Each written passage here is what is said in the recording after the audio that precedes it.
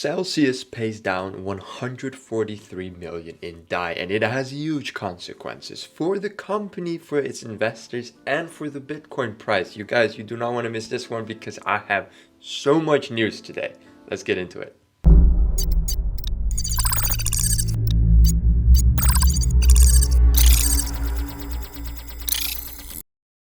Alright everybody, welcome back to the channel. My name is Rick. I'm here daily at the Digits Club making videos for you guys. So if you enjoy that, please make sure to like and subscribe. I'm not going to take too much of your time. We're going to jump right into it with the first article. And that is of course Celsius paying off a tremendous amount in an effort to pay off its total debt. Now they're very far from doing that. They still have a very long way to go. They seem to be having around 1.8 billion US dollars in lifetime investments and many more loans to be paid off. So they're only paying off kind of a part of their debt, but they are doing this because they are desperately trying to save what is left of the company. That's right, you guys. Celsius is in a lot of trouble. The crypto lender's liquidation price on its Bitcoin loan has dropped to less than $5,000 according to the DeFi industry data. And here from Watcher Guru, just in Celsius network has paid off another 50 million towards its Bitcoin loan. Their liquidation price has dropped to $8,840 US dollars. With the loan repayment, Celsius liquidation price on its wrapped Bitcoin loan has dropped by 4.9 thousand Bitcoin. The liquidation prices reportedly fell nearly half since Celsius posted a 64 million DAI repayment on July 4th, mere hours after it paid 50 million in DAI. Let's go ahead and see what the consequences of this are on the actual market. As we can see right here, the Celsius coin is currently at $1 and everything seems to be looking normal. In fact, the coin is going up quite a bit, but there is one noticeable exception. The volume in the past 24 hours has dropped by nearly 22%. So that is in less than a day, more than 22%. Or almost 22% of its entire trading volume has collapsed. This clearly shows that the trust in Celsius is deteriorating at an incredible pace. Further evidence for this are tweets along the likes of "the damage has already been done. Nobody is going back to Celsius." It would be amazing for Celsius to remain in business, considering the FTX consolidation, takedown, and ownership of crypto by the global banking cartel. It would actually be a step in the right direction. The crypto lender still has 82 million in outstanding debt to Maker, out of 1.8 billion in lifetime investments, like I said earlier. The firm losses currently stand at around 667.2 million. With the loan repayments, Celsius liquidation price on its wrapped Bitcoin loan has dropped to 4.9. So yeah guys, despite the surge in price and despite the fact that its coin is still doing alright, we are just simply seeing a lack of trust from the community and of course a very tricky financial situation for Celsius. We also have news from Singapore.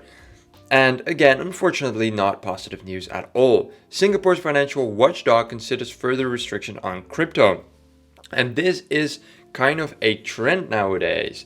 We have another article in a bit about crypto being regulated, and we have the same story here from Singapore as well. The Monetary Authority of Singapore may consider placing limits on retail participation for investors, as well as introduce rules on the use of leverage for crypto transactions. Obviously, this would be a huge blow, especially because this is Singapore that we're talking about.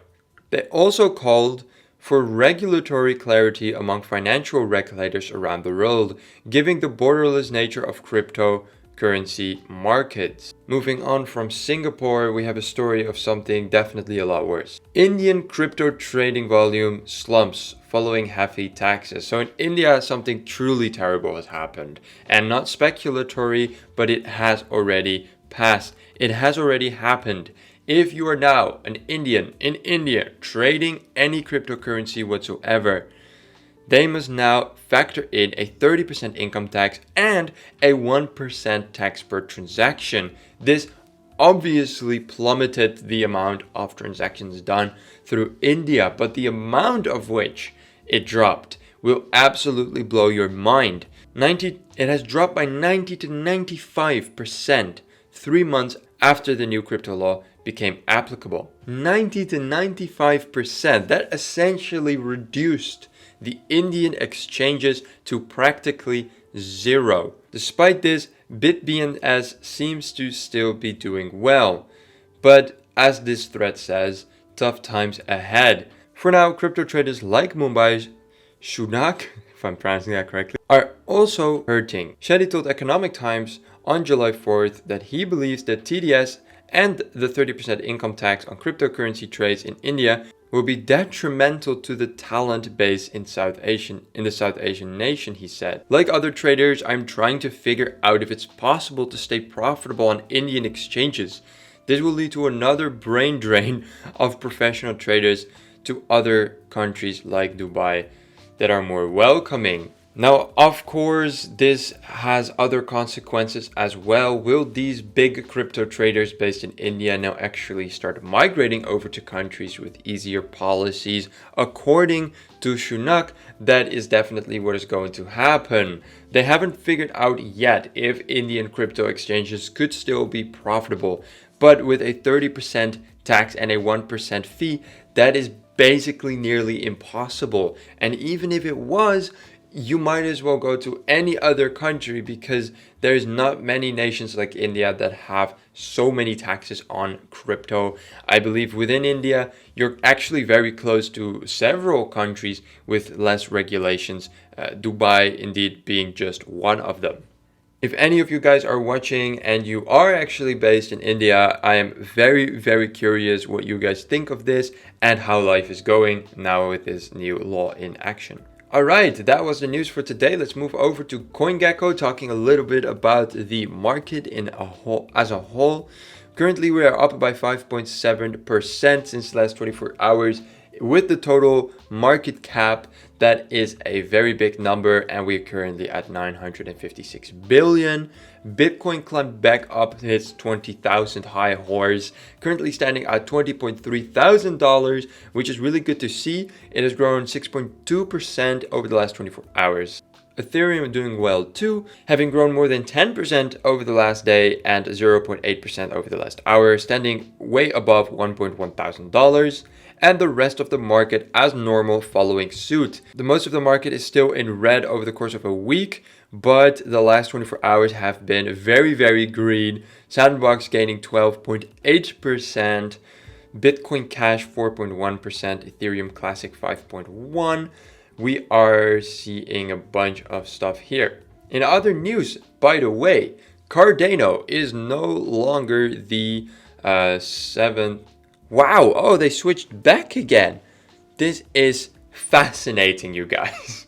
Okay, so for those of you who are not aware, last market recap, XRP actually overtook Cardano as the 7th largest cryptocurrency by market cap. But today, Cardano has reconquered its throne and is only slightly above XRP again, but these two are battling it out for 7th place. But for now, Cardano is back on its throne with a 4.1% increase over the past day, XRP only increasing by 3.4%, and finishing up with Solana also doing very well with a nearly 10% growth. Fear and greed, we are historically high today. We are at 19. We haven't seen a Fear and Greed index this high for, I believe, at least 2 months, if not more. And I have definitely never done a market review on the entire Digits Club channel with a Fear and Greed index this high. So this is amazing news. And let's all pray to the crypto gods that this is going to be a trend upwards, because I'm just about done with this bear market, you guys. I don't know about you, but I would love to see this continue. And let's get to fear. All right, I feel like that is a realistic goal here. All right, you guys, thank you so much for watching. If you enjoyed the video, please leave a like, and I will see you guys in the next one. Ciao, ciao.